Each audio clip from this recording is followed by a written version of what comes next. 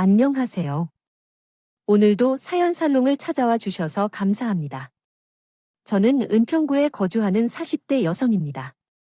인간은 누구나 태어나면 결국 죽게 됩니다. 그래서 한때는 그런 생각도 했었어요. 어차피 결국에는 죽을 거니 뭐 하면서 길을 열심히 살아야 한다고 생각했었죠. 그런데 얼마 전 가족들과 함께 고등학교 졸업식장을 다녀온 뒤로는 그런 생각이 싹 사라졌어요. 가장 형편이 어려웠던 때에 제대로 된 학력을 쌓지 못한 아버지가 졸업식 축사를 맡게 되었었는데 그 모습을 보고 왜 인생을 열심히 살아야 하는지 뼈저리게 느꼈거든요. 우리 부모님은 부모 도움 없이 빈손으로 시작해 자존심을 세우신 분들이십니다. 어릴 때 형편이 어려워서 제가 3살과 5살 미만의 동생들을 돌봐야 했습니다. 부모님께서 맞벌이를 하셔서 아침 일찍 나가시고 늦은 밤에 집에 돌아오셨습니다. 이는 제가 국민학교 1학년 때의 일이었어요. 아빠께서 허리를 다치셔서 한동안 일을 할 수 없으셨는데 그때 엄마께서 벌어오신 돈으로 가족을 살릴 수 있었지만 많이 힘들었던 기억이 남습니다. 현재는 도시에서는 가스가 사용되지 않는 지역이 거의 없지만 그 당시는 모든 집이 LPG 가스를 사용해야 했고 돈이 없어서 가스비를 감당하는 것도 어려웠습니다. 툭하면 가스가 떨어지는 경우도 종종 있어서 구멍이 난 가게에서 외상으로 부탄가스를 사다가 브루스타에 라면을 끓여 먹곤 했었죠. 그럼에도 불구하고 얼마 못 가 가스가 다시 떨어져서요. 팔이 떨어져라 부탄가스통을 흔들던 기억이 나네요. 집에는 늘 공과금 독촉장이 쌓여 있었고 매달 집세를 내는 날이면 부모님은 집주인 앞에서 고개를 숙여야 했어요. 그러던 어느 날이었죠. 크리스마스라고 TV에 있는 가족들이 모여 치킨이면 피자를 차아놓고 파티를 하는 장면이 나왔는데 둘째 아이가 그걸 보고는 아빠한테 치킨을 사달라고 떼를 쓰기 시작한 거예요. 비록 저도 어린 나이긴 했지만 일찍 처리된 탓에 우리 집 사정을 잘 알고 있어서 그런 동생의 행동에 아빠 눈치를 볼 수밖에 없었어요. 아빠, 나도 치킨 먹고 싶어. 치킨 사줘. 치킨. 당장 연탄조차도 부족한 겨울을 보낼. 판에 철없는 아이의 치킨 타령에 한숨을 쉬던 아빠는 기대할 수 없는 미래를 가정하여 동생을 책망했습니다. 동생은 울음을 터뜨리며 끈질기게 치킨 타령을 하기에 이르렀습니다. 어쩔 줄 모르는 아빠는 동생을 달래려 했지만 결국 화를 내게 되었습니다. 왜 이렇게 말을 안 들어? 아빠가 나중에 사준다고 했잖아. 왜 너도 아빠 속을 탐내어? 아빠가 말했습니다. 돈이 있으면 그때 치킨 한 마리 못 사줄 것 같아. 돈이 없다는 거잖아? 돈이 없어서 못 사준 거잖아. 결국 아빠는 눈물을 흘리며 말을 멈췄습니다. 동생은 그 모습에 놀랐고 울음을 계속하여 터뜨렸습니다. 울음을 그치고 말았다. 태어나서 처음 아빠의 눈물을 본 나도 놀랐다. 마찬가지였어요. 그날 밤 11시가 다 돼서야 집에 돌아온 엄마는 손에 순대 한 봉지를 들고 오셨어요. 잠들어 있던 동생들은 엄마가 순대를 샀다는 말에 벌떡 일어나더라고요. 크리스마스 날에도 봉지라면으로 끼니를 때웠던 탓에 허기졌던 모양이었다. 동생들은 졸려서 눈을 비비면서 순대를 입안 가득 넣고는 맛있게 먹었다. 그러나 아빠는 벽을 향해 모른 채 꿈쩍도 하지 않았어요. 엄마가 순대를 드시라고 몇 번이나 흔들어 보았지만 대답조차 하지 않았다. 어느 날 이루어진 노력의 일환으로 인해 아버지께서 몇 달 뒤에 마침내 쟁반을 든 자세로 일어서셨습니다. 새로운 일을 시작하시던 중 첫 월급을 수령한 날 아버지는 누런 봉지에 든 통닭 2마리를 사다 주셨습니다. 이에 어머니는 돈이 걸리는 상황에서 왜 통닭을 구입했느냐며 조롱하셨지만 아버지는 조용히 손을 잡아주시고 우리 가족에게 건네주셨습니다. 하지만 실제로 아버지는 통닭을 먹지 않았습니다. 오직 저희 자녀들이 맛있게 먹는 것을 기뻐하며 바라보실 뿐이었습니다. 아버지는 크리스마스 날 우리 어린 자녀들에게 닭 한 마리도 사주지 못했던 것이 가슴에 남아 아주 상쾌하게 느껴졌습니다. 그런 모습을 통해 약간은 이해가 되었죠. 한동안 월세를 지불하며 살아왔던 우리 가족은 저가 중학교 2학년 때였습니다. 부모님은 그동안 모은 돈으로 조그마한 식당을 오픈하면서 조금씩 생활이 안정되기 시작했습니다. 이제는 가스가 떨어지는 걱정도 없고 월세를 낼 수 없어서 자식들 앞에서 집주인께 고개 숙이는 일도 없었습니다. 이 모든 것은 부모님의 힘든 노고 덕분인데 엄마는 항상 저에게 그러셨습니다. 가난한 집이 살림이 피면 마지가 힘들고 잘 살던 집이 망하면 막내가 힘든다라고요. 우리 집은 마지가 힘든 상황이 많았어요.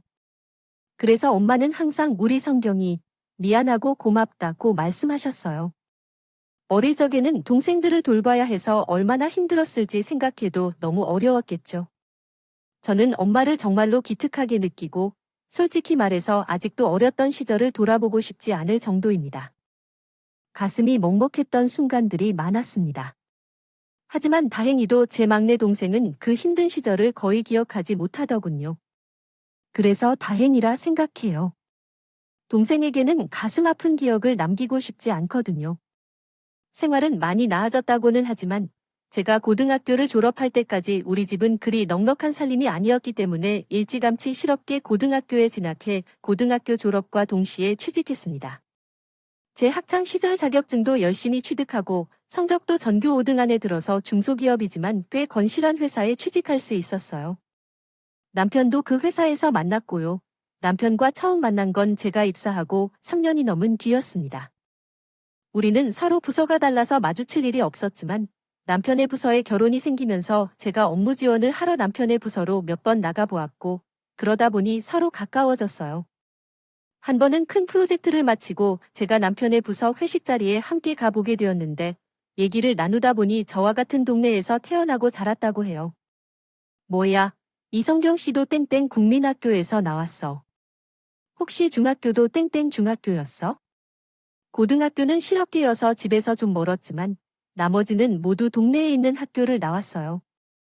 이야, 그럼 내 후배의 우리 나이 차이가 4살이나 나니까 중학교 때는 학교에서 볼 일이 없었겠지만 국민학교 때는 지나가다 도에서 만나기도 했겠네요. 남편은 국민학교 중학교 출신이지만 대학 출신은 아니라서 이해하기 어려웠다. 그럼에도 불구하고 그는 꽤 의미를 부여하며 나와의 연관성을 찾으려고 노력했어요. 그 후 며칠이 지난 뒤 그는 한 장의 사진을 들고 우리 부서로 왔다. 그 사진은 국민학교 때 특별반에서 찍은 것이었는데 나 또한 그 사진에 함께 찍혀 있었다. 그때 이건 경씨죠. 내가 생각했던 대로구나 라고 했다. 아무래도 성경 씨와 내가 어쩌면 인연이 있었던 건가 싶었다. 이러한 우연은 드문 일이라고 생각했다. 그래서 그 말에 따라서 다음 주말에 영화를 같이 보기로 했다. 이어서 억지스럽긴 하지만 남편에 대한 이미지가 그리 나쁘지 않았기 때문에 영화를 보기로 했다. 그랬었어요. 그런데 회사에서는 그렇게 활달하고 불도저처럼 밀어붙이던 사람이 정작 둘이 만나게 되니까 꽤 낯을 가리더라고요. 뭐예요? 저랑 눈도 제대로 못 마주치고 새색시처럼 수줍보는데 그 모습을 보니 장난기가 발동해서 놀리고 싶어졌어요. 일부러 손끝을 스치고 은근히 슬쩍 팔짱도 끼고 했더니 얼굴이 불타는 고구마처럼 벌개지더라고요. 그런데 웃긴 건 다시 회사에서 만났을 때는 언제 그랬냐는 듯이 농담도 잘하고 대놓고 들이대기까지 하는 거였어요. 너무 상반된 모습에 이게 뭔가 싶더라고요. 그래서 같은 부서 선배한테 그 얘기를 했더니 대뜸 그지 않겠어요. 윤대리가 자기한테 관심 있나 보네. 남자들 중에 간혹 그런 사람들이 있어 사람 많은 데서는 활달하게 하고 있답니다. 굴어도 자기가 좋아하는 사람과 둘이 있을 때는 말도 제대로 못하는 사람이 되는 것 같아요. 자기가 살짝 찔러보면 그랬다가 다시 나에게 관심이 없다고 하면 어떻게 할까요? 괜히 창피해하지 않고 그냥 아니라고 하면 되는데 농담이었다고 넘기면 되잖아요. 문제는 자기가 연애를 해본 적이 없어서 그런 것 같아요. 우쭈쭈, 둘이 만났으니 연결되려면 100만 년은 걸릴 것 같아요. 딱히 연애를 하고 싶었던 건 아니었는데 선배의 말을 듣고 나서부터는 남편을 볼 때마다 더 걱정이 되었어요. 영화를 보고 난 뒤에도 남편은 전시회나 뮤지컬 같은 걸로 만나는 식으로 핑계를 대면서 주말에 데이트 신청을 하고 정장을 만나면서 대면하는데 그 시간이 길어지면서 슬슬 짜증이 나기 시작했어요. 좋으면 좋고 싫으면 싫다고 말할 수 있는 게 낫겠어요. 딱 부러지게 말했으면 좋았을 텐데 왜 이렇게 시시콜콜하게 하느냐 너무 답답하여서요. 그래서 목마른 사람이 우유를 판다고 이 관계가 어색하고 불편한 저가 먼저 말을 꺼냈죠. 윤 대리님이 혹시 제가 좋다고요? 그러자 남편이 들고 있던 젓가락을 조용히 내려놓고 진지한 표정으로 그렇다고 말씀하셨어요. 네, 성경 씨, 어때요? 먼저 말을 꺼낸 건 나였지만 그때까지도 남편에 대한 판단이 서지 않았던 저는 당황해서 아무 말도 못했어요. 그러자 남편이 얼굴이 풀죽은 채로 이런 건 농담이었다고 반대해야 하는데 안 되네요. 이러더군요. 생강 씨의 마음을 잘 알았으니까 앞으로는 귀찮게 안 하겠습니다. 그동안 많이 귀찮았을 텐데도요. 휴일에 만나줘서 고마웠어요.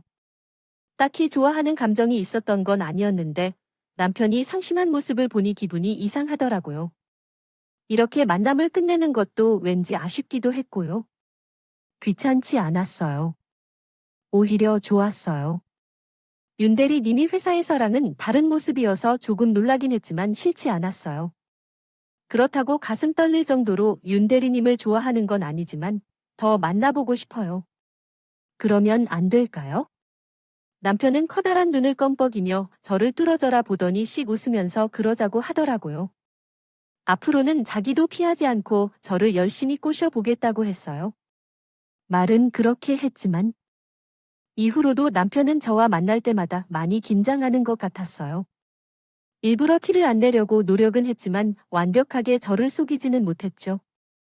그런데 남자의 그런 순수한 모습이 오히려 마음에 들더라고요. 연애가 능숙한 남자보다 서툴었지만 최선을 다하는 남편이 훨씬 더 진정성이 느껴졌기 때문이었죠. 그래서 제가 먼저 사귀자고 말을 꺼냈어요. 소극적인 남편 대신 제가 총대를 맨 것이었는데 결혼 기간 내내 남편이 이걸로 저를 놀리지 뭐해요. 결혼식 전에 제 친구들을 만나 인사하는 자리에서 남편이 이러는 거예요. 참고로 말하자면 먼저 사귀자고 한 사람은 제가 아니라 성경입니다. 성경이가 저를 아주 많이 좋아하면 처음에는 낯을 가려낼 정도로 남편이라 해도 내 친구들 앞에서라고 용기 내어 농담하기보다 생각했어요. 그래서 함께 웃고 넘겼거든요. 그런데 인간은 결혼한 지 20년이 훨씬 넘은 현재까지도 그렇다고 해요. 처음 만나는 사람들 앞에서도 그러고 심지어 아이들에게도 그러지 뭐예요? 자녀들아, 너희들은 어머니와 아버지가 얼마나 사랑스러운지 알지 못해요. 얼마나 좋았다면 사귀자고 하는 말마저 먼저 했을 정도였다는 게 내가 좋아서 미칠 것 같다는 말일 뿐이에요. 가만히 보면 말이야, 성경에 나를 아주 좋아한다고 하는 글이 있어서 꽃노래도 한두 번 오직 그러던데 강산이 2번 이상 바뀌지 않고 매번 이렇다는 것에 미쳐서 난처해해서 그래요. 정식 교제를 시작하고 반년이 지나도록 전에 긴장하는 소심한 남편을 구제해 줬더니 진짜, 아니 그만큼 놀랐어요. 그럼에도 불구하고 우리 부부는 큰 싸움 없이 지금까지 잘 살아왔는지 모르겠어요. 2년 넘게 연애한 후 우리는 당연히 양쪽 부모님의 축복을 받으며 결혼할 수 있을 줄로 알았어요. 우리 둘 중 어느 쪽에도 결격 사유가 없었기 때문이죠. 그러나 생각지도 않은 곳에서 문제가 생겼어요. 양가 아버님이 시대에 저희 부모님을 만나러 가셨는데 아버님은 우리 부모님에 대해 이런저런 것을 물어보셨어요. 며느리를 맞이하는 일이니 상대 집안에 대해 알아보라고 하신 거였어요. 그러나 아버지가 내 편에서 나오고 잘하셨다는 말을 하자 대충 어디 나온 학교냐고 물으셨는데 땡땡 고등학교 나도 거기 나왔거든요. 아버지의 연세가 어떠신가요? 그래서 아빠의 연세를 언급했더니 깜짝 놀라시며 우리 아빠의 이름까지 물으시더라고요. 아버지 성함은 이성준이십니다. 이성준이 한번 가만 있어봐라. 이성준이 꽤 익숙해 보이긴 한데 혹시 아버지의 머리가 싼 편인가요 아닌가요? 맞아. 내가 상가마에 선부잔 성준이랑 사돈을 맡게 되다니 세상 참. 아버지의 표정을 보니 썩 달가워 보이지 않으신 것 같았어요. 그런데 그건 우리 아빠도 별반 다르지 않더라고요. 뭐 자네, 아버님은 윤준모하고 연신내 사가리 뒤편에 살던 윤준모 아빠의 긴 한숨이 예사롭게 들리지 않았어요. 두 분 사이에는 우리가 있는 것 같더라고요. 모르는 것이 있었다는 것은 확실했고 상견례기 전에 두 분은 동창들과 함께 술자리를 가셨는데 그 술자리에서 엄청 싸우셨다고 합니다. 그날은 데이트가 없는 주말이었어서 늦게 일어났고 아버지께서 동창들과의 점심 약속이 있다며 마음에 새기며 나가셨습니다. 그러나 저녁이 되어서 돌아오실 때는 몸도 가누지 못할 정도로 취해 있었습니다. 술을 잘 못 드시던 아버지가 처음으로 그렇게 취한 모습이었죠. 그리고 다음 날 아버지께서 회사에 출근하러 가셨지만 아버님께서 전화를 걸어오셨다고 합니다. 아침부터 전화를 거시다니 놀라셨을 텐데 용서하려 해도 도저히 용서할 수 없어서 전화하셨다고 합니다. 어제 술자리에서 말이다. 내 아버지가 나한테 해서는 안 될 짓을 했다. 내가 살면서 그런 수모는 생전 처음이다. 자식이 너한테 내 아버지가 하는 짓을 시시콜콜하게 전달할 수는 없는 일이라서 말인데. 내 아버지한테 말 좀 전해다오. 오늘 중으로 어제 있었던 일을 사과하지 않으면 나는 이 결혼을 결코 허락하지 않을 테니까 알아서 하라고 오늘까지 확실히 전해라.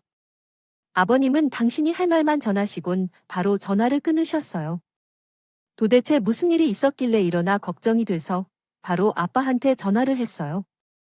그랬더니 제 얘기를 들으시고는 아빠가 더 역정을 내지 뭐해 이 망할 놈의 자식 뭐가 어쩌고 어째 성경이 너 잘 들어라 나는 목에 칼이 들어와도 그 빌어먹을 놈한테 사과를 못하니 주모 그 자식 아들이랑 결혼하는 거 이참에 다시 생각해.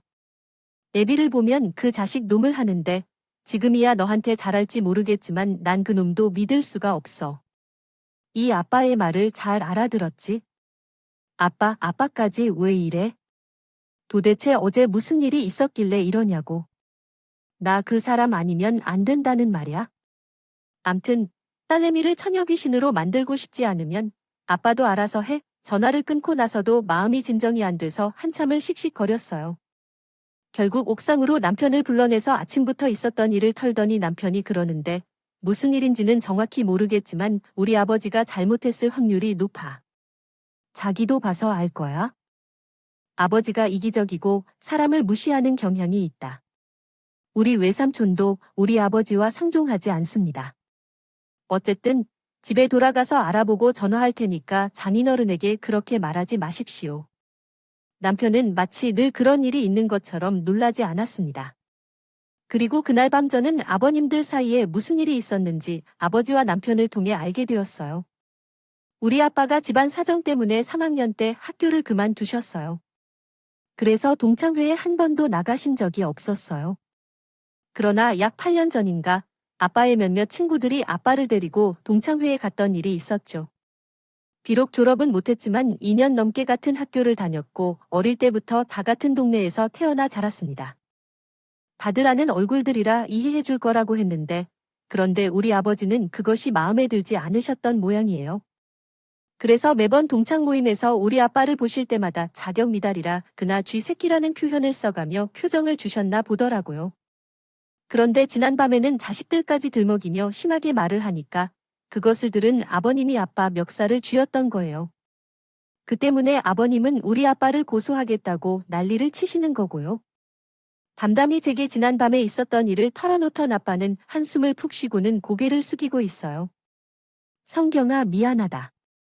아빠가 참았어야 했는데 그날은 내가 경솔했어요. 널 볼면 목이 없다고 하여 아빠가 왜 고개를 숙이는지 아빠가 뭘 잘못했냐고 아버님이 잘못한 거니까 명백하게 아버님이 먼저 아빠를 도발하여 일어난 일이라고 그러니까 결코 사과하지 마세요. 아빠가 사과하면 나는 아빠 딸 안 할 것이에요. 다른 문제도 아니고 형편이 어려워서 학업을 그만두어야 했던 것인데 치사하게 그런 일을 통해 사람 가슴에 못을 박아요. 동창회장 권위가 왜 그리 중요한지 그 난리 났는지 내가 결혼 안 하면 이루어지지 않을 것이라고. 이런 사건으로 우리 아빠 마음에 상처 입히는 인간한테 살라고 할 수는 없었어요. 그래서 남편에게 제 마음을 분명히 전했어요. 그러자 남편도 이해하겠다고 했어요. 며칠 후 남편의 소개로 아버지께서 만나 화해를 하셨다. 나중에 알게 된 것은 남편이 아버지께 두 분이 화해하지 않는다면 연락을 끊고 살 것이라고 했다는 것이었습니다. 남의 이야기라고 생각할 수 있지만 중요하게 여기는 아버지께서는 하나뿐인 아들과 연락을 끊고 살게 된다는 소문이 동창들 사이에 퍼질까 두려워 고개를 숙이게 되었습니다. 위기를 맞았던 우리 부부의 결혼은 그렇게 가까스로 합의점을 찾게 되었고 그 결심으로 가을 결혼식을 올리게 되었습니다. 하지만 깨진 그릇에 본을 붙인다고 해서 깨진 것이 복구되는 것은 아니라는 것을 우리는 잘 알고 있었습니다. 우리 아버지와 시아버지 사이의 갈등은 해가 갈수록 깊어져만 가는데 절대로 나아지지 않았습니다. 더군다나 몇 년 전부터 아버지가 동창회 회장을 맡게 되면서 아버지의 치졸한 횡포는 점점 더 심해지고 있었습니다. 동창 모임뿐만 아니라 20년이 넘게 결혼한 우리 부부의 경우에도 아버지는 끊임없이 우리 아버지와 우리 집을 무시하던 것이 있었어요. 그럴 때마다 아버지와 저 둘 다 마음의 상처를 받곤 했어요. 원래 그런 사람이니 무시하고 넘어가자 생각하면서도 때때로 화가 나기도 했거든요. 그래서 때때로 아버님에게 말을 걸기도 했고 몇 년 동안은 시댁을 왕래하지 않았던 적도 있었어요. 그러나 최근에는 예전과는 규모가 많이 다른 큰 사건이 있었어요. 그 사건은 아빠와 시아버지의 목교 졸업식 때 벌어졌어요. 아빠가 제가 집에서 있을 때 전화를 걸어왔는데요. 하셨습니다. 예미야, 너 이번 주 금요일 날 별다른 약속 없지? 금요일이야. 아, 그날은 제가 좀 가야 하는데요. 왜냐면 아버님 무슨 일 있으세요? 사실 그날은 저희 아빠한테 영광스러운 일이 있어서 아빠를 모시고 아빠 목교를 찾아가기로 한 날이었어요. 저희 아빠가 학교장 추천으로 목교 졸업식에서 축사를 하게 되었거든요. 그런데 뜻밖의 아버님께서 그날 시간을 내라고 하셔서 난감하기만 했죠. 야, 너는 시비가 이렇게 말하면 되는데 약속도 없다고 해야지. 뭘 그렇게 말이 기냐, 됐고 아버님이랑 시은이 데리고 이번 주 금요일 10시까지 땡땡 고등학교로 와라. 나가 동창회. 회장님, 목교 졸업식에 초대되셨다고 가정하고 꽃다발을 들고 와야 한다고 했으니 사진을 크게 프린트해 액자에 걸어 놓으시라고 하고 멋지게 찍으라고 가이드해드리겠습니다. 자신의 체면을 생각해서 옷을 제대로 입고 오셔야 합니다. 회장이라는 명분을 갖고 있지만 자식들이 해품이면 어찌 될까요? 그래서 알아서 차분히 입고 오시는 게 좋겠죠. 아, 땡땡고등학교 졸업식에 참석하시는 건가요? 그렇군요. 마침 제가 거기에 가야 할 일이 있었는데 잘 됐네요. 여보세요, 아버님. 아버님, 전화로 말씀을 드리는데 듣지도 않으시고 전화를 끊으셨어요. 아버님은 원래 자기 일 외에는 별로 관심이 없으시지만 목교 졸업식에 초대된다는 사실에 궁금하셔서 그런 게 아닐까요? 같아요. 그런데 저희 아빠가 축사를 하게 됐다는 걸 알기는 하시는 건지 살짝 걱정되어요. 아니나 다를까 졸업식 당일 학교에서 저희 아빠와 마주친 아버님은 은은한 미소를 짓으며 여기서 왜 왔냐? 혹시 내가 단상에 올라간다는 소식을 듣고 꽃돌이 아도하려고 온 거냐? 하이고, 내가 오늘은 웬일로 사람답게 차려입긴 했구나.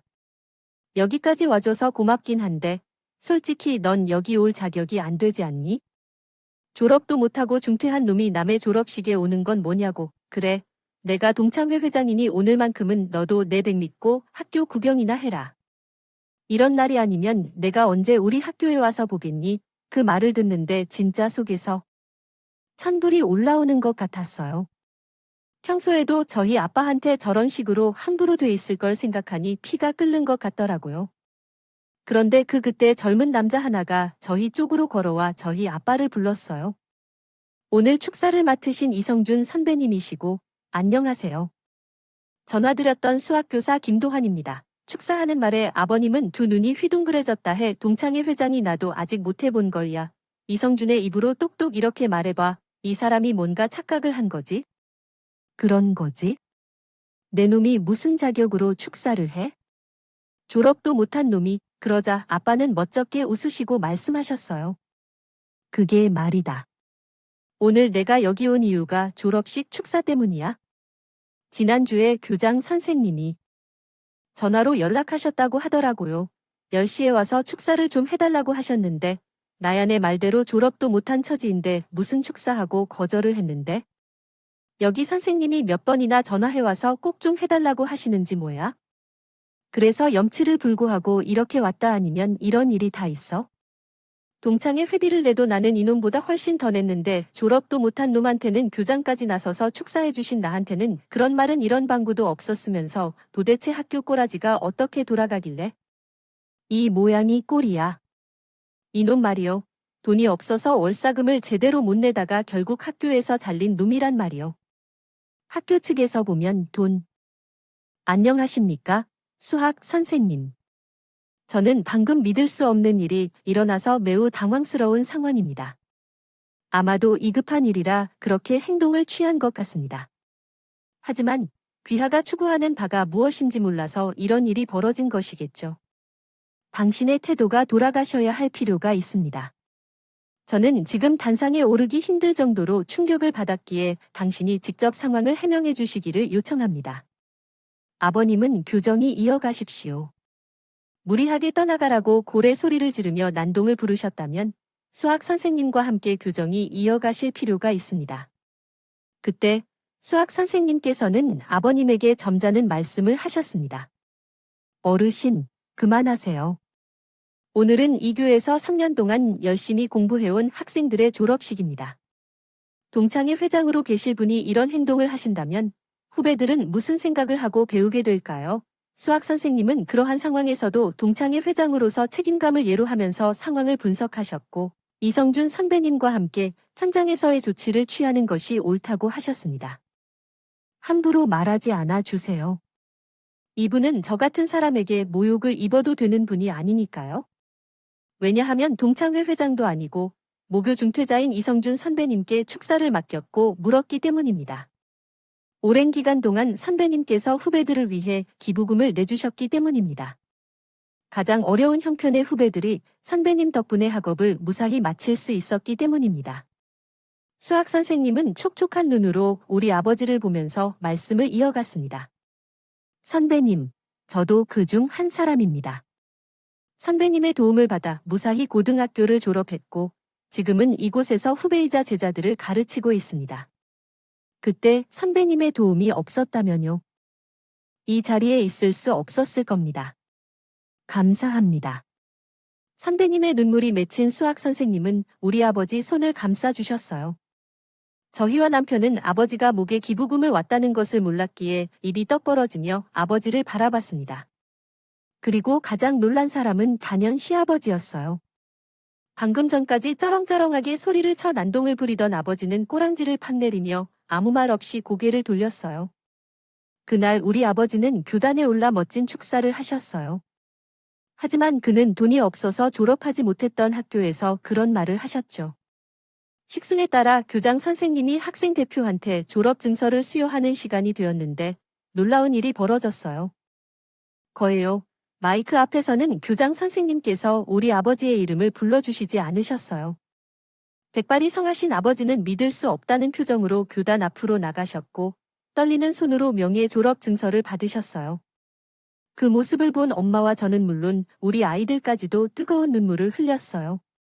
그 순간만큼은 아버지도 살짝 고개를 돌려 눈물을 닦으시고 졸업식이 끝나고 수학 선생님은 우리 부모님을 모시고 고급 중식집에서 식사를 대접해 주셨어요. 졸업식에는 짜장면을 먹어야 한다고 하셨는데 식사를 하는 동안 선생님께서는 우리 아버지가 돈 때문에 학업을 이어갈 수 없는 후배들에게 매달 일정 금액을 지원해 주셨어요. 내 자식들이 굶지 않을 정도로 되면 어려움을 겪고 있는 학생들을 위해 후원을 해주실 것을 부탁드리고 싶어요.